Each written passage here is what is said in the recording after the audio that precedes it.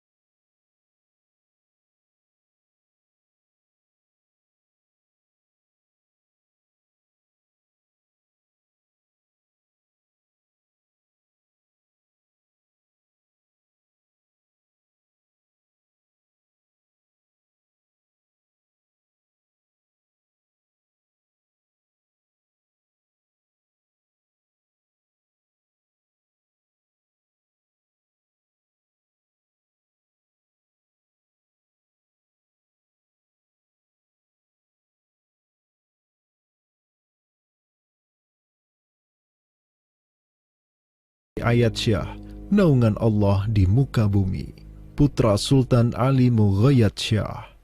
Semoga Allah menyiramkan rahmat ke atas pusaranya dan menjadikan surga tempat kediamannya.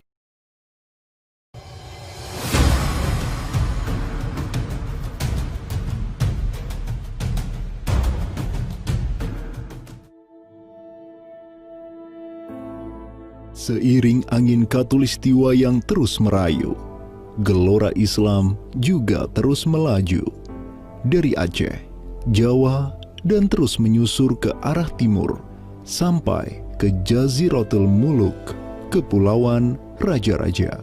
Di Maluku, yang juga dikenal sebagai Kepulauan Rempah-Rempah, ada begitu banyak raja yang berkuasa di masing-masing pulaunya. Namun, semenjak Zainal Abidin, penguasa Ternate yang masuk Islam dan belajar kepada Sunan Giri di Jawa, Ternate langsung memproklamirkan dirinya sebagai negara Islam. Langkah politis Sultan Ternate ini pun secara cepat diikuti oleh penguasa-penguasa lain di Maluku, sehingga negeri dengan ratusan pulau ini menjadi sebuah darul Islam. Tatkala Portugis menaklukkan Malaka, sang jenderal Portugis Alfonso de Albuquerque mengirim 3 kapal di bawah pimpinan Francisco de Serrao. Mereka berhasil mencapai Maluku, kemudian berbasis di Pulau Ambon, Banda, dan Seram. Saat itu, para penguasa Islam di Maluku terutama Ternate dan Tidore menyambut baik kedatangan Portugis. Namun seiring waktu berjalan, kemudahan fasilitas yang diberikan para penguasa Maluku membuat kaum Portugis lupa diri. Mereka secara masif memonopoli perdagangan rempah dan memurtadkan kaum muslim. Tatkala salah seorang penguasa Ternate, Sultan Hairun Jamil, mulai menggugat kelakuan lalim Portugis, Sultan Hairun pun dibunuh secara keji oleh gubernur Portugis di Maluku, Diego Lopes de Mesquita, pada Februari 1570. Pasca tragedi tersebut, tahta Kesultanan Ternate dipimpin Sultan Babullah Datuk Shah bin Hairun, seorang sultan yang segera menjadi ancaman mematikan bagi kedudukan Portugis di Maluku. Dengan pasukan laut raksasanya, Sultan Babullah menyerbu setiap benteng Portugis yang ada di Maluku. Segala kapal dan bala bantuan yang hendak dikirim untuk Portugis dari Goa dan Malaka diblokade oleh pasukan Babullah. Persenjataan kaum muslim Maluku pun cukup membuat Portugis gemetaran. Karena selain menggunakan panah, tombak dan pedang, Sultan Babullah juga menggunakan meriam monster hasil buah tangan Janissaris Utsmaniyah. Sultan Babullah itu mempekerjakan sekitar 20 ahli militer dari Khilafah Utsmaniyah. Gitu. Nah, orang-orang Utsmaniyah ini ahli militer dan mereka itu ahli juga persenjataan. Pasukan-pasukan persenjataan itu diproduksi oleh orang-orang Utsmani ini dan mereka itu mengajarkan kepada orang-orang Maluku, pasukan Sultan Babullah, untuk membuat senjata. 20 orang Utsmaniyah ini merupakan sebuah tim ahli senjata yang menjadi bagian dari pasukan Khilafah Utsmaniyah yang dikirim Khalifah Selim II kepada Sultan Alauddin Riayat Shah Al-Qahar di Aceh. Dengan pengalaman yang mereka dapatkan setelah membantu Sultan Aceh berjihad melawan Portugis di Malaka, 20 Janissaris ini melanjutkan perjalanan mereka dari Aceh menuju Ternate.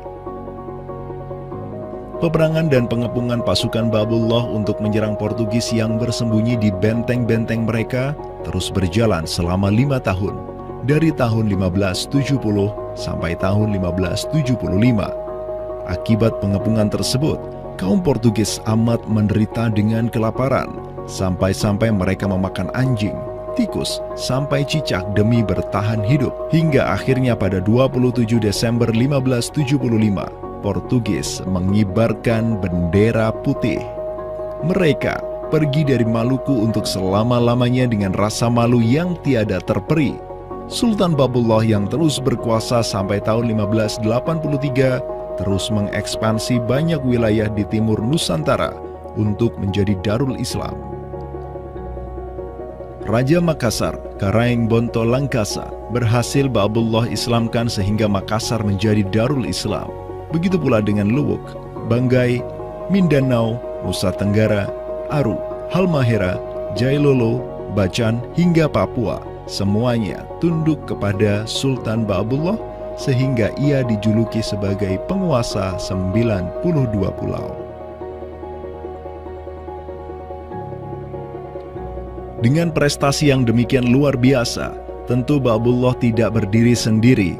Ada ikatan solidaritas dengan sultan-sultan Aceh, Jawa, sampai Filipina.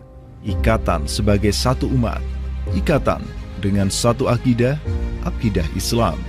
Ikatan dengan satu semangat, semangat jihad, dan ikatan dengan satu kepemimpinan, karena seluruh sultan di Nusantara tunduk dan begitu hormat pada Khilafah Utsmaniyah.